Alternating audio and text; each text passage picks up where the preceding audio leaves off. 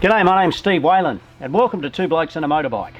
This show's about two mates restoring classic motorcycles from the 70s, the 80s, right up to the late 90s. One bike at a time, because quite frankly, we're easily confused. We've got a lot of experience to draw on, so hopefully you'll come along for the ride and we'll keep it entertaining.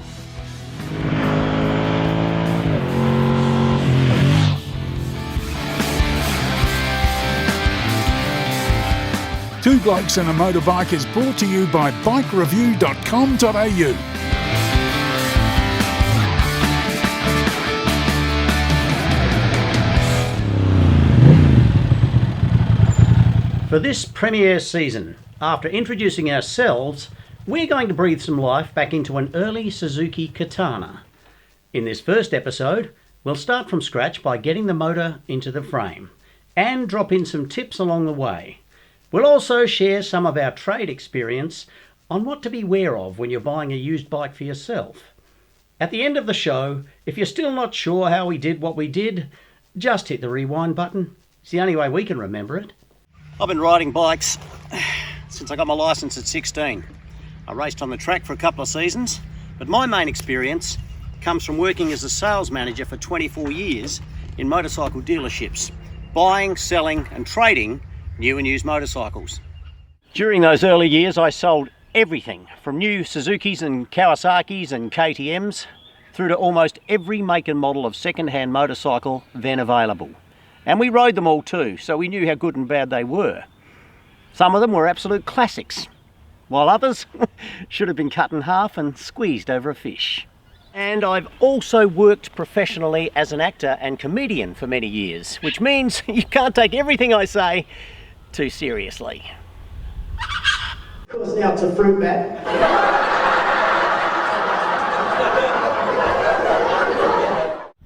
Now the bloke you're about to meet is a bloke I met in the late 80s. He started working as a new salesman in a bike dealership I worked in, and he was late for work on his very first day because he had a hangover, which he told the boss, of course, was a migraine.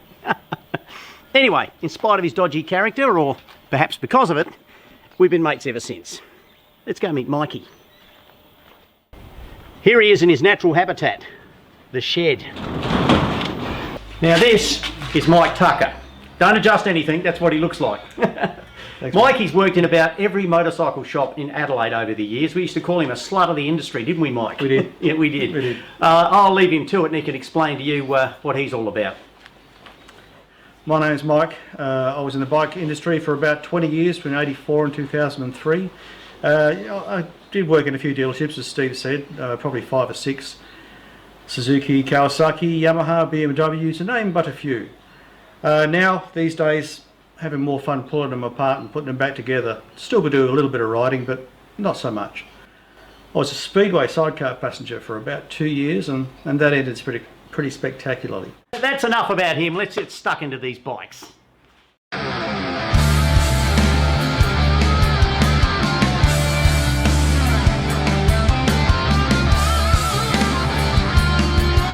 This is a 1982 Suzuki GSX 750S Katana.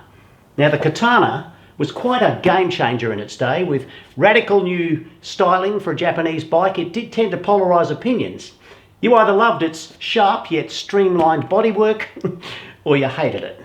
It was the pineapple pizza of motorcycles.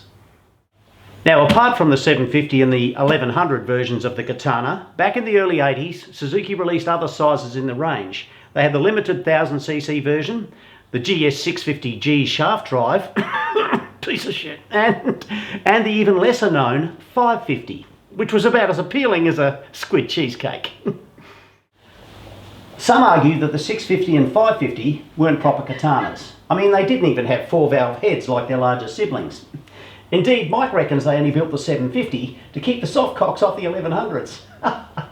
And while I might agree with his theory, the fact is the 750 was made for the Japanese domestic market, because at that point in time, 750cc was the largest capacity bike you were allowed to buy over there.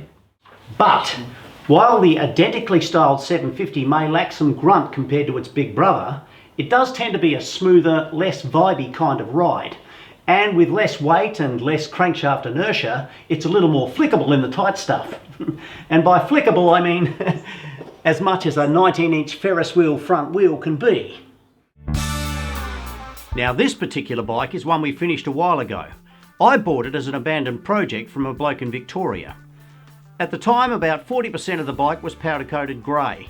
The brake calipers and master cylinders were gold. The bodywork was, well, as you can see, yellow. But the most mystifying of all, the carbies were painted purple. I mean, what kind of joker rides a grey, yellow and purple bike? Unless you're the actual joker. Anyway, at enormous expense and a couple of years down the track, we ended up with this beauty. And we learned a lot along the way. Now the first bike we're putting together for this series is essentially the same model, but it's going to have a different look at the end. And we're going to do it all before your very eyes. During the first rebuild, we came across and bought a spare second-hand motor. We then got a local specialist to pull it down, freshen up the internals and repaint it with heat-proof engine enamel. So it went from this to this. Then, more recently, Mike managed to track down a bloke who sold us what was basically an entire bike minus the engine. The catch was, it was totally dismantled and scattered throughout his shed. Now I know it looks like it was hit by the GAN, but essentially most of the necessary parts were here. Unfortunately, almost every single component needed either painting, coating or plating of some kind. While some parts only needed repairing, a lot of others were simply replaced with new. Okay, here we have the basic fundamentals of pretty much every motorcycle, folks. We have the frame, an engine, pair of wheels, pair of forks, and of course, a swing arm. Now we're going to slap all this together with a few other components, of course, and hopefully end up with a motorcycle that we can ride. Now we will take a step back and show you how we got the rest of these parts to this stage. But to begin with, we started with the frame, which we had stripped, then powder coated, and then we began.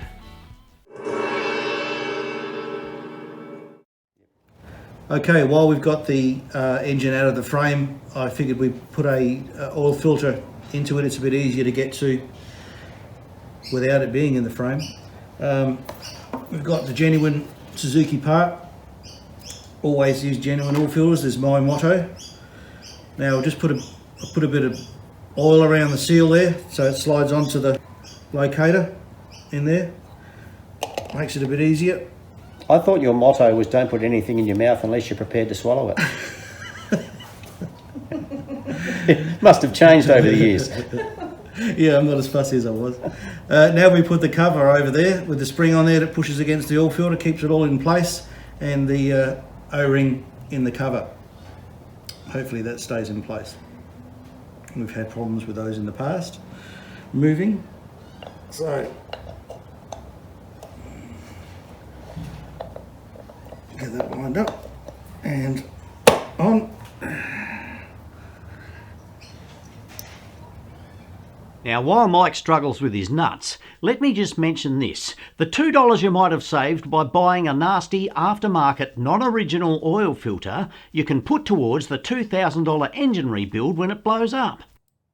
You see, cheap second-rate oil filters have been known to collapse faster than Elvis's left ventricle, which blocks oil feed to the motor. And just like the King, there's no coming back from that.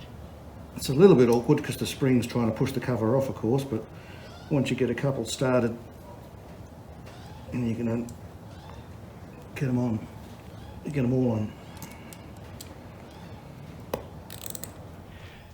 Now we're not putting any oil in the motor at this stage because it's going on its side without a cam cover on top. But when we do, it's going to take a little more than for your average oil change. Because the motor has been stripped and rebuilt, there's no residual oil lying about in all the nooks and crannies. So we'll fill it to the recommended level, run it briefly, and then find it may need to up to half a litre or so extra. Having a window or side glass on the clutch cover makes this a relatively simple task. I mean, before in the early 80s, most bikes only had a dipstick. But if you hear me use that word, I'm probably only referring to Mike. Now on the top bolts, this cover will go on there, but I won't put that on there at the moment because it gets in the way when you're trying to get the engine in the frame. So That'll go on last. And that there is your oil pressure switch, which on the 750 is located on the cover there. On the 1100 motor, it's behind by the cam chain tensioner. And now we're going to attempt something that we've never done before. But no, in actual fact, what we're doing here is we're going to be lowering the frame onto the motor, which is not conventional. In the past, we've always struggled and tried to lift the motor into a rolling chassis, and we've rarely done it without scraping a lot of paint and a lot of blood, sweat and tears and lost skin. So we're going to try it this way around to see how we go. In theory, it'll be easier and there'll be less damage. We're just going to remove the cam cover because fitting it in the frame, you really need to have this out of the way. It's that close. So yeah, we're going to take it off just to be sure it's not going to scrape anything, especially the new paint work. There you go, Mikey. This is how you do it. We've taken all the bolts out, as you can see. We'll just give it a bit of a tap just to break the seal because it's been on here a while, but without breaking the gasket, hopefully.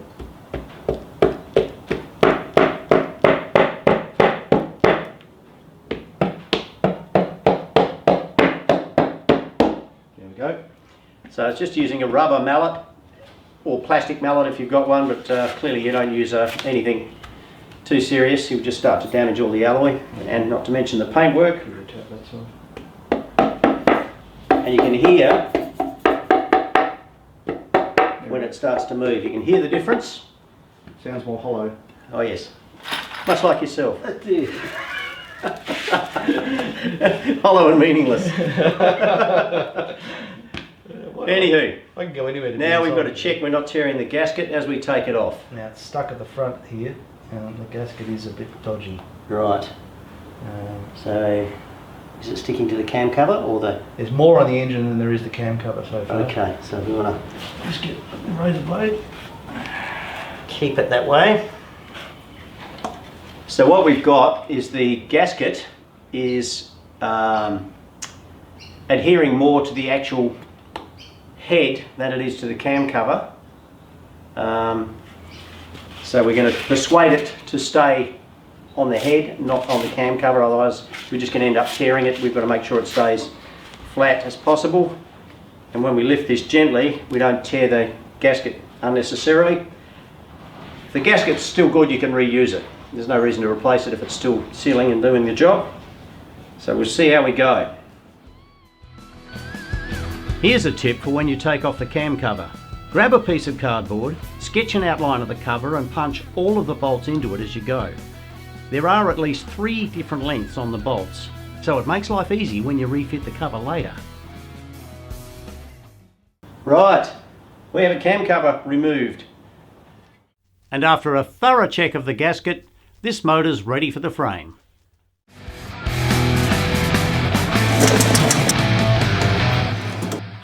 Now before we go any further, I know there are going to be some purists out there that are going to say, well, it's not a proper restoration unless you've replaced every nut and bolt with as original parts. Well, the purists can go and suck a latte. Because if you're going to freak out because we haven't got quite the right tint on a screen or put the wrong wattage on an indicator globe, you probably want to take a Bex and go and have a lie down. Now in this case it's more of a resurrection than a restoration. And by that I don't mean we put the bike in a cave for 3 days, roll back the rock for the big reveal, everyone stand around going, Jesus. No, it's a reality show. It takes months to restore a bike, if not years. The reason for that, you've got to source the parts, and a lot of those parts come from overseas. You have to wait and wait and wait until you get the wrong part, then reorder the part. And you have to rely on a lot of specialists, and you've got to find them. Good ones, people that can paint and do a good job. Powder coaters, sometimes you've got to send your gauges off interstate to get rebuilt. Wait again, months to get them back. Nothing happens in a hurry. Now this bike only takes 6 episodes, but in reality it took months and months. And while it won't be a concourse as original machine, we promise it'll be pretty close, and it will look awesome. We're going to run some tape around the frame where it's closest to the motor, hopefully to protect against any nicks or scratches when we're fitting the frame. 2 schools of thought here. While powder coating is a tough and durable finish on a frame, it does limit your colour choices more than paint, and once it does get chipped, you can't easily hide the damage, unlike paint, where you can give the area a quick rub down and respray it. Now for this next job, it's very much a case of 2 sets of hands are better than one. After gently laying the motor over onto some wooden blocks, we very carefully lower the frame over the motor. Now viewers, at this point I should apologise for Mike's non-professional going to the beach attire, but you'll only see it for the first few episodes. And in fairness, it was a 35-degree weekend in the shed, and they are his special non-slip thongs, as opposed to his going to court thongs.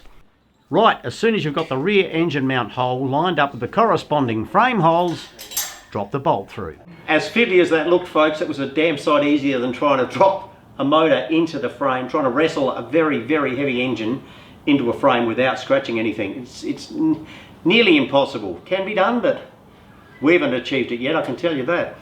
So this is working out better so far. There's a long way to go yet. Now we move on to fit all the other powder-coated mounting brackets and the relevant bolts and spacers. We might just speed this bit up a little.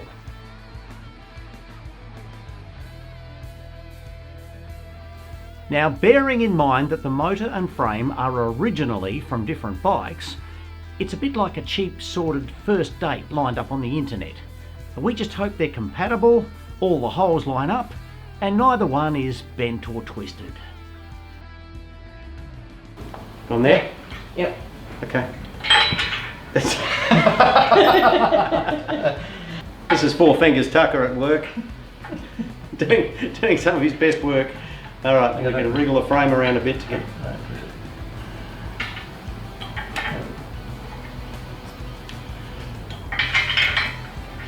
This is an ugly way to look at a motorcycle, folks, lying on its side.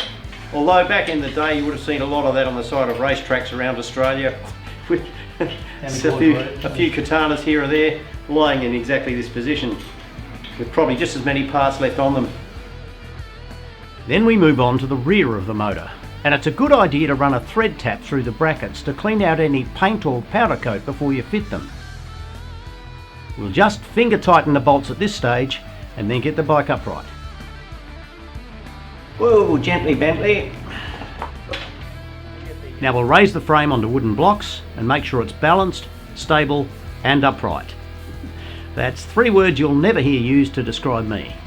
That's it. Yep. Yep.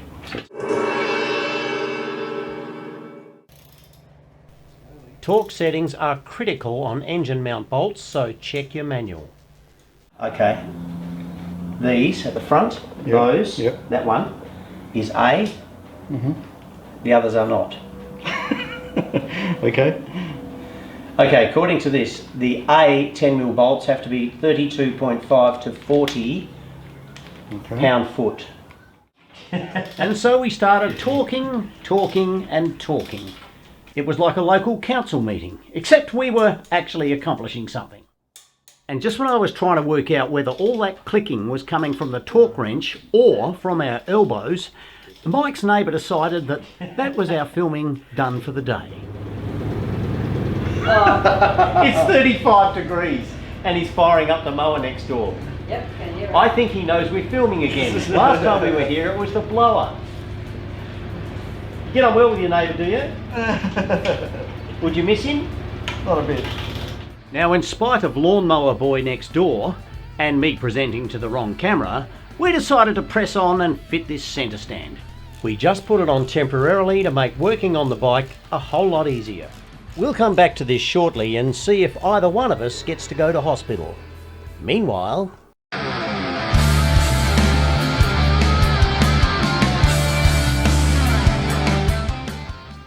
Right, now this is a second-hand bike.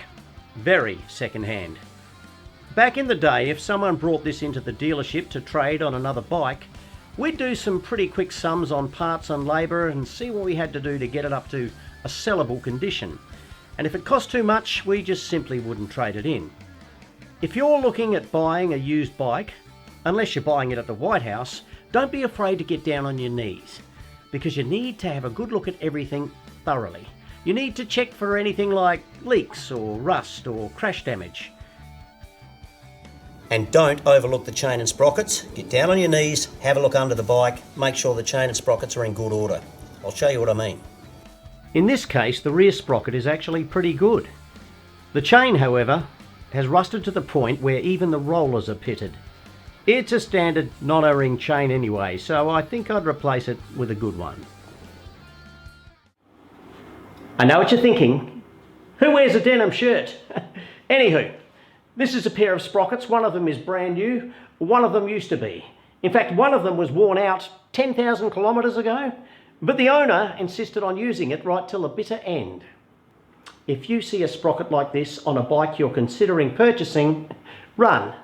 Run like you're being chased by a bear. Because if this is how much they've ignored the maintenance on the chain and sprockets, imagine how much they've mistreated the rest of the bike. Just to put it into perspective, here's another example. And while the sprocket isn't quite as bad as the one I just showed you, it is worn out. And the best way to see if a chain is stretched, simply try and pull it off the back of the sprocket. And remember, no matter what comes out of the seller's mouth at this point, no amount of adjustment will fix this. This movement in a sprocket is also an indication that you'll need new cush drive rubbers and possibly a new sprocket carrier. Remember, it all adds up. And even though you can't always see the front sprocket, you can assume it's like the rear one. But always remember this, you never fit a new chain on worn out sprockets and vice versa. So allow for all of this when you're making a final deal. Right, let's get back to the build. Okay, we've put the centre stand on the bike and now we're going to try and heave the bike up onto said centre stand with a couple of axle stands under the front of the frame just to make it easier to work on because getting it up onto the stand isn't exactly going to be easy. It's okay, I've got a Nike strap. Just getting the factory recommended fitting to hold the stand forward while we do it. It's in the workshop manual, true. Honest. Okay. Oh, and if there's any occupational health and safety professionals watching by chance, might be a good time to trot off and make yourself a cup of tea. It's 2 bolts. What could possibly go wrong? Now we carefully upright the bike.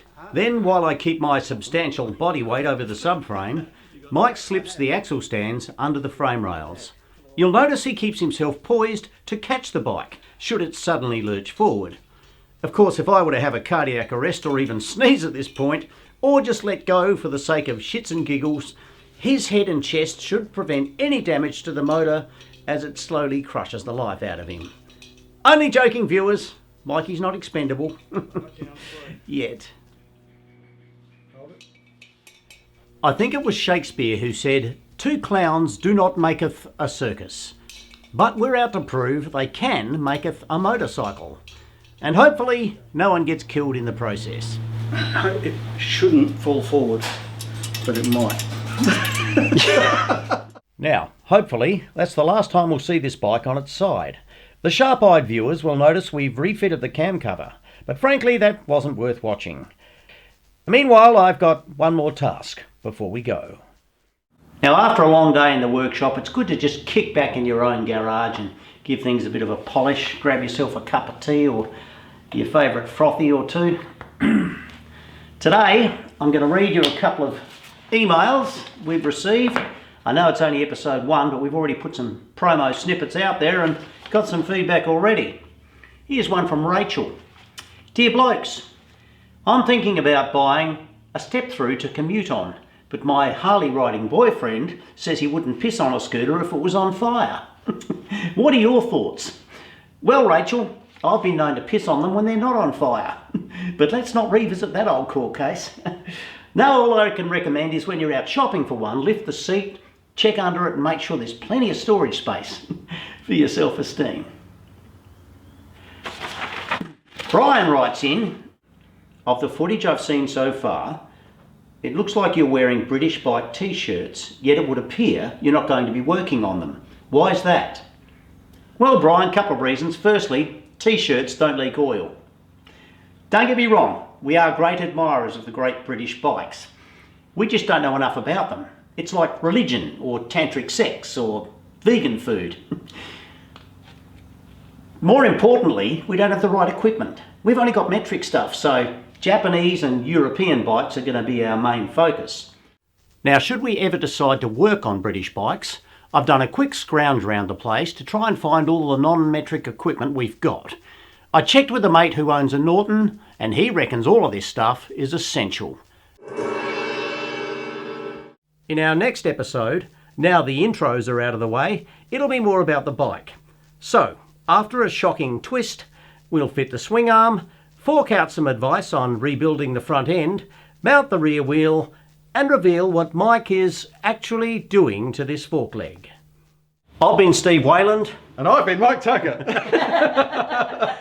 You'll see you next time. Two Blokes and a Motorbike is brought to you by bikereview.com.au.